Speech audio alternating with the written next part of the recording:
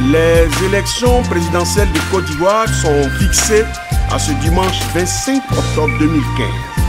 Cette consultation électorale, qui arrive après la grave crise politique qui a secoué le pays en 2010, avec notamment l'emprisonnement du président Laurent Gbagbo, a laissé des séquelles et déchiré le tissu social. C'est ce que dénoncent les leaders politiques de la diaspora ivoirienne à travers ces importantes déclarations. Je parle en tant que présidente de l'association des Français d'origine ivoirienne et les Amis de la Côte d'Ivoire. Là aujourd'hui, je laisse la casquette politique en tant que conseillère municipale et élue de la République française de côté. Et je parle à mon peuple,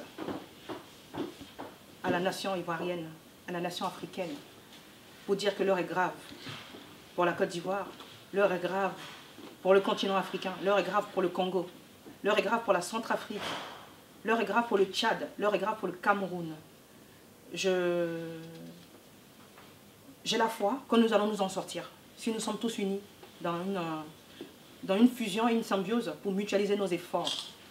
Et tout seul, anti-ivoirien, on ne s'en sortira pas. On ne s'en sortira pas. Il faudrait qu'on enlève toutes ces disquettes des frontières qui ont été imposées par le colon et tout ça. Il faut briser ces barrières-là, afin que nous puissions mutualiser nos efforts pour pouvoir nous en sortir. Demain aussi au Congo, Brazza, ils ont la constitution qui a été bafouée par Sassou. Et depuis quelques jours, il y a des risques, il y a des morts d'hommes, il y a des atrocités qui ont lieu sur le peuple civil, on n'en finit pas. Et demain aussi, c'est aussi le jour que M. Ouattara a décidé de bafouer officiellement le peuple ivoirien, a vu tous les signaux qui ont été envoyés de la part de tous les démocrates de la Côte d'Ivoire, du peuple pacifique de la Côte d'Ivoire. Et face à une telle barbarie, à une telle violence, nous n'allons pas rester les bras croisés pour laisser le bourreau attendre chacun de nous, parce que ce n'est pas possible, assez c'est assez. Et c'est à nous de prendre nos responsabilités, car nous ne devons rien attendre du bourreau. On ne doit pas attendre la compassion de la part du bourreau, parce qu'il n'y en aura pas de toutes les façons.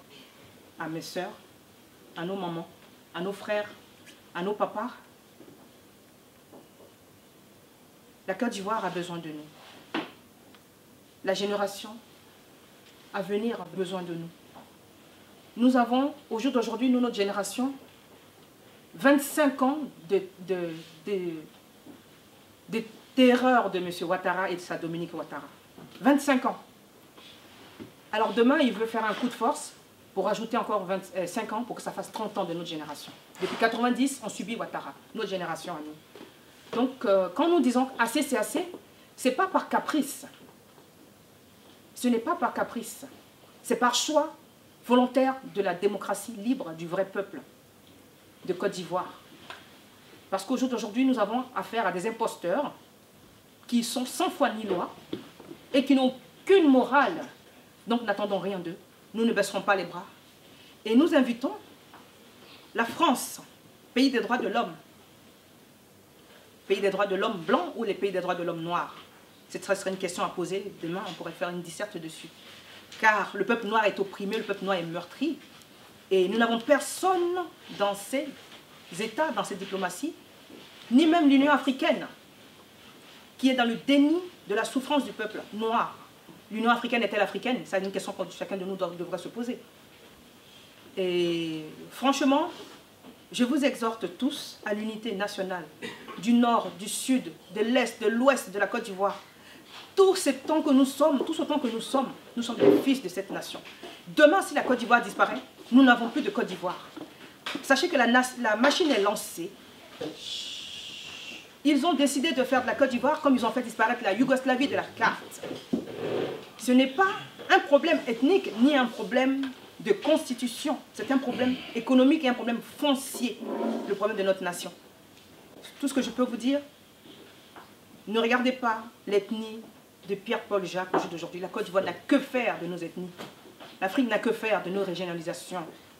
Nous sommes un seul peuple face à toutes ces oppressions, face à toutes ces victimes, ces viols conséquents. Et ces viols à n'en pas finir sur les femmes de quelque nationalité que ce soit.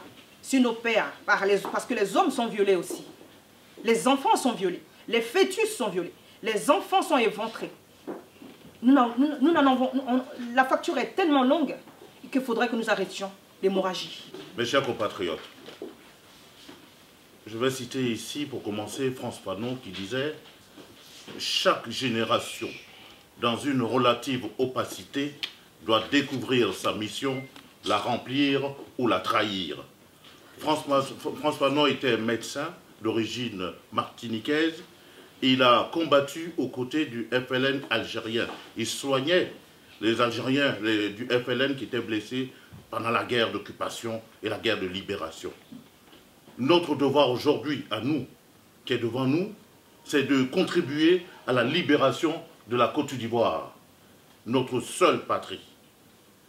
Il nous a été imposé, et ma frangine Mireille Saki l'a dit tout à l'heure, un bonhomme qui est arrivé de nulle part, qui depuis 25 ans a un rapport du cheval et du cavalier qui est sur notre dos. Depuis 25 ans, ce monsieur nous nargue. Ce monsieur ne respecte même pas les conditionnalités pour être candidat à la présidence de la République chez nous, conformément aux dispositions de l'article 35, sur lesquelles je n'arrête pas de gloser. Et d'ailleurs, j'ai créé une page Facebook intitulée Article 35. Allez dessus, vous allez voir que Ouattara a plusieurs pièces d'identité, mais en tout cas, l'essentiel à savoir, c'est qu'il est tout sauf ivoirien. Il est burkinabé. Ça, c'est le premier postulat. Ensuite, aujourd'hui, ce monsieur veut passer en force avec 9% seulement d'électeurs qui ont retiré leur carte, 9% sur 3 millions d'électeurs. Vous faites le calcul rapidement. Il me semble que ça fait 270 000 personnes qui auraient retiré leur carte. Il se targue de récupérer 80%. Il dit dans ses campagnes, j'ai besoin de 80% de voix, comme si ça se passait comme ça. Chez lui, c'est normal. On se demande des fois si ce n'est pas un robot que nous avons en face de nous. Et alors, même s'il avait, quand bien même il aurait eu ces 80% de 270 000, on voyait qu'il va laisser peut-être 115 000 voix à son pseudo-adversaire Afi, et donc il aura, enfin, c'est à peu près 200 000 électeurs qui l'auront élu, je dirais même pas ivoirien, parce que parmi les 200 000, il y a beaucoup plus, on va dire, d'étrangers, de sahéliens que d'ivoiriens. Donc voilà, ce monsieur arrive de façon illégale, et aujourd'hui veut s'imposer de façon illégale et illégitime. Et donc, à mon sens, et nous sommes convaincus là-dessus, autour de la table, que le peuple ivoirien, qui est peuple souverain, puisque l'article 39 de notre Constitution fait du peuple, effectivement, reconnaît le peuple ivoirien en tant que peuple souverain. Le président de la République prête serment sur la foi de cet article 39. Parce que la souveraineté appartient au peuple qui l'exerce à travers ses représentants, puisque le peuple ne peut pas directement s'autogouverner. Le débat a eu lieu déjà au XVIIIe siècle entre Jean-Jacques Rousseau et Montesquieu, et qui disait dans l'esprit des lois, puisque matériellement, il n'est pas possible que le peuple s'autogouverne, il a besoin de représentants. Mais il faut que le représentant ait la légitimité du peuple, qu'il ait la confiance du peuple. Quelle est la légitimité de Ouattara aujourd'hui? Aucune. Et donc, il va encore braquer le pouvoir, c'est ce qu'il va tenter de faire le dimanche. Et donc, moi, j'appelle le peuple souverain de Côte d'Ivoire, qui, conformément à l'alinéa 4 de l'article 39, que le peuple me retire sa confiance et que je subisse la rigueur des lois si je trahis mon serment. Ouattara a suffisamment trahi, en créant une rébellion, en faisant massacrer les Ivoiriens, en faisant violer les femmes. Mireille en a parlé tout à l'heure. Tout le monde sait ici, dans cette salle, chacun a perdu au moins un parent depuis que Ouattara nous a été imposé. Il a suffisamment dirigé avec violence, il a divisé les Ivoiriens, ça suffit. Et donc, il appartient au peuple de récupérer sa souveraineté à cause de ce qu'aujourd'hui, on ne peut plus continuer d'être piétiné par cet étranger qui nous a été imposé par la France-Afrique et par la communauté d'intérêt, dite communauté internationale, laquelle se rend compte aujourd'hui qu'elle a installé en Côte d'Ivoire quelqu'un qui absolument ne vaut rien, au plan politique, au plan économique, n'a rien redressé, et qui, de surcroît, passe son temps à brimer les Ivoiriens. Et donc, trop, c'est trop. Ouattara doit dégager.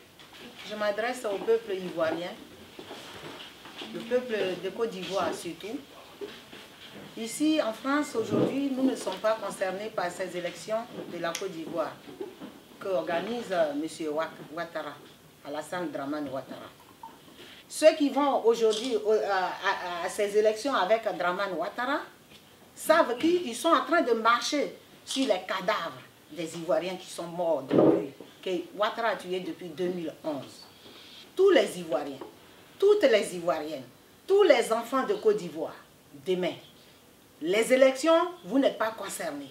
Restez chez vous. Parce qu'après avoir fini de voter, c'est le même Ouattara qui viendra vous tuer dans vos sommeils. Il va vous réveiller, il vous enverra ses rebelles pour aller vous réveiller à 4 h du matin, comme il a fait à nos leaders, c'est-à-dire les Dano Yéyé, et aller vous traîner et vous tuer, comme il a toujours fait. Les femmes seront violées comme il a toujours fait. Les enfants seront tués comme il a toujours fait. J'appelle toutes les femmes de Côte d'Ivoire. J'appelle toutes les filles ivoiriennes de Côte d'Ivoire.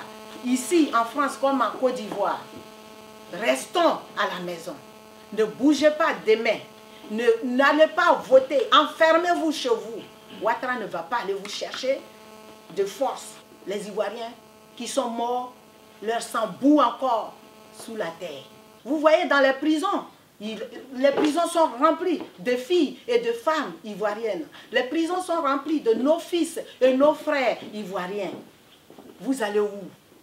Vous faites quelle élection? Nos terres ont été volées par les étrangers. Et on ne sait pas d'où Ouattara allait les chercher. Il a rempli la Côte d'Ivoire des rebelles, des petits qui tuent les Ivoiriens qu'on appelle les microbes. Et la Côte d'Ivoire est remplie. N'allez pas voter. Mon message sera simple. Il faudrait que la Côte d'Ivoire reste ouverte. Au-delà de la minute de silence qui a été donnée tout à l'heure dans la salle, je m'en vais une fois encore m'incliner devant la mémoire du professeur Sylvain Miaka Oreto, président par intérim du Front populaire ivoirien, quand Afi N'Guessan fut en mission à Bouna. Je n'appelle pas ça une prison. En tout cas, l'histoire nous le montre. La Côte d'Ivoire est donc dans la douleur. Demain s'ouvre dans notre pays une mascarade d'élections. Nous avions cru que les élections de 2010 allaient ramener la paix en Côte d'Ivoire. Ce ne fut pas le cas. Nous avons donc espéré que pour 2015, nous aurions des élections ouvertes, apaisées, transparentes et incontestables. L'opposition, depuis des années, appelle au dialogue avec le pouvoir. La réponse du pouvoir, c'est menaces, intimidation, violence, enlèvement et toutes sortes de dérives à laquelle nous assistons en Côte d'Ivoire. Le peuple vit donc une dictature féroce dans notre pays. Le peuple de Côte d'Ivoire, voyez-vous, en Occident, on n'aime pas la triche.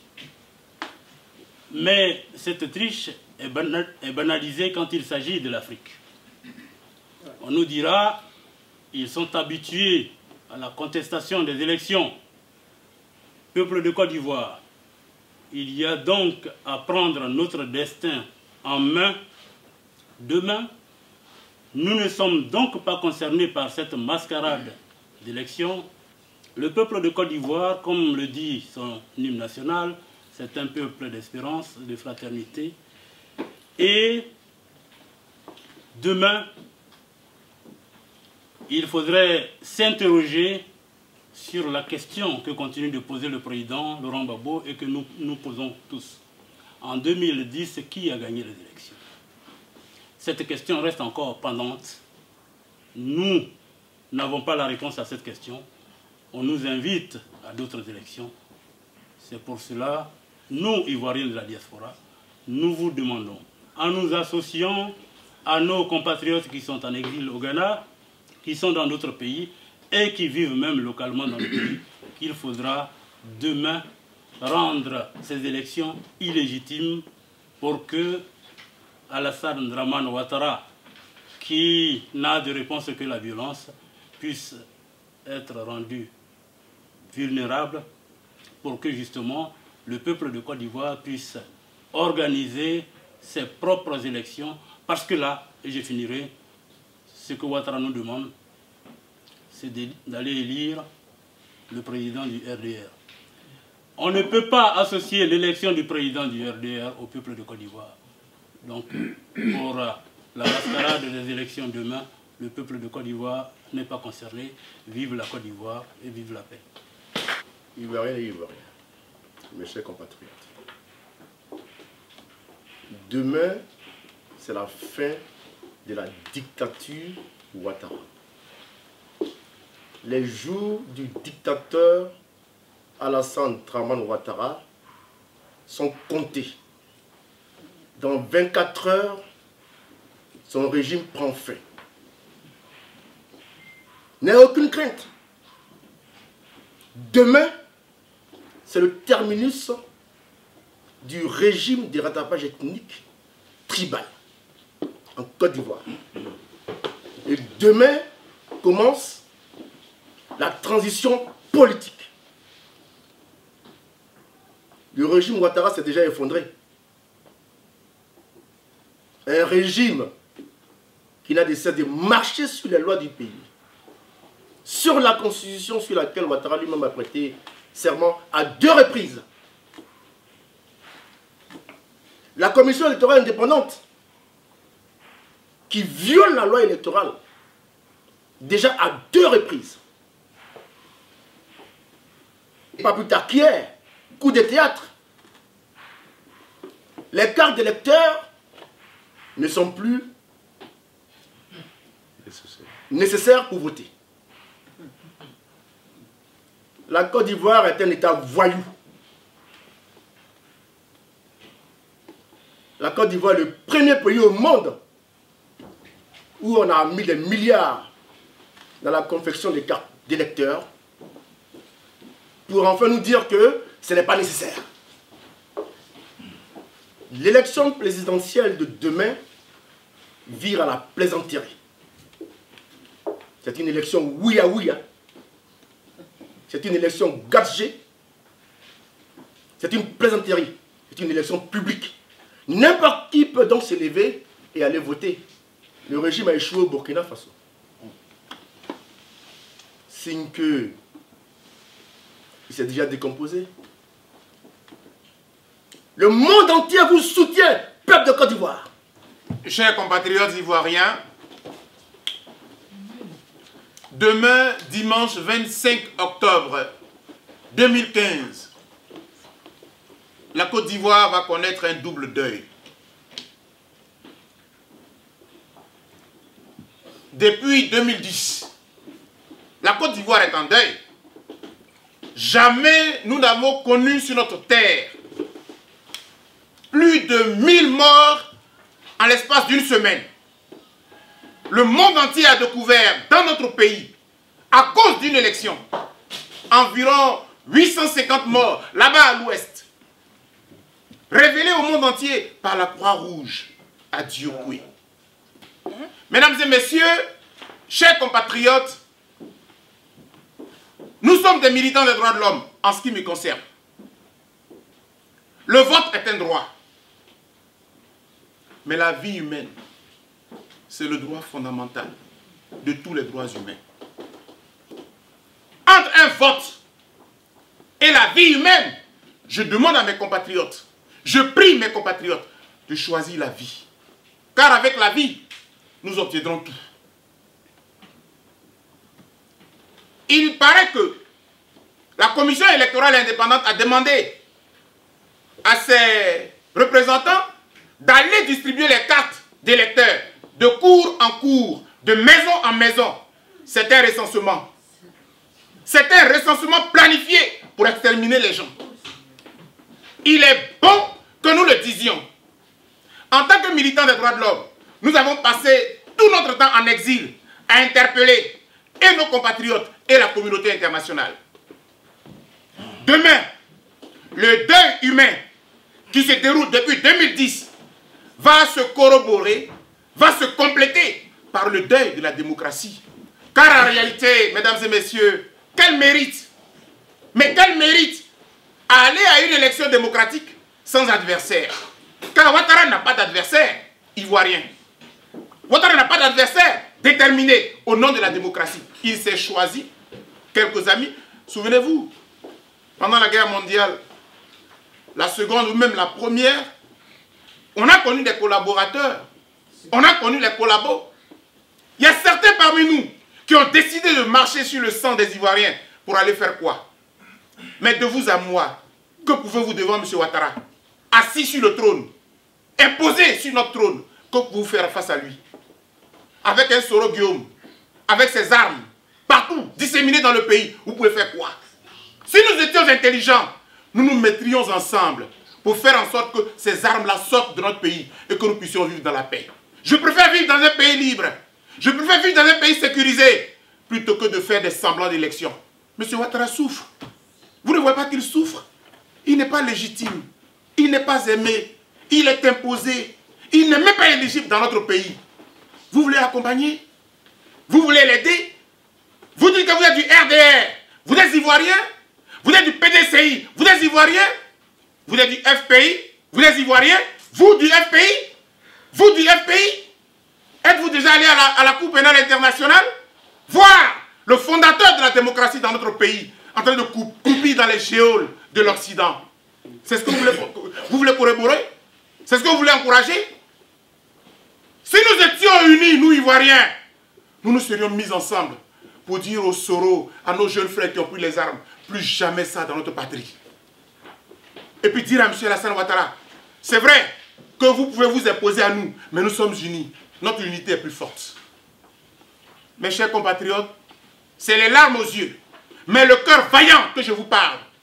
Ouattara va souffrir, il va souffrir jusqu'à la fin de ses jours.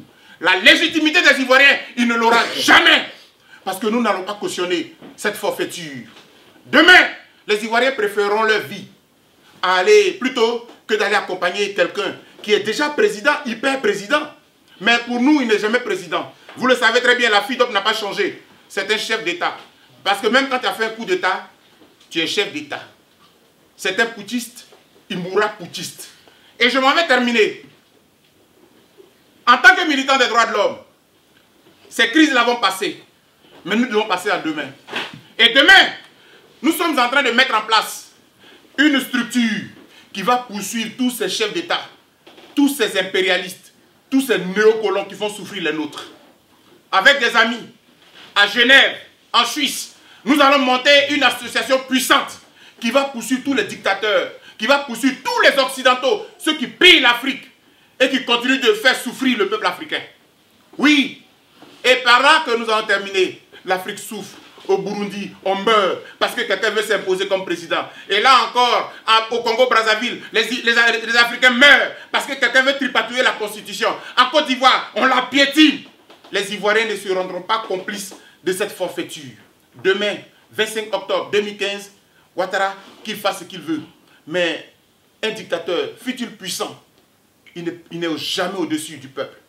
Le dernier mot reviendra un jour au peuple. Et nous y croyons. J'ai dit.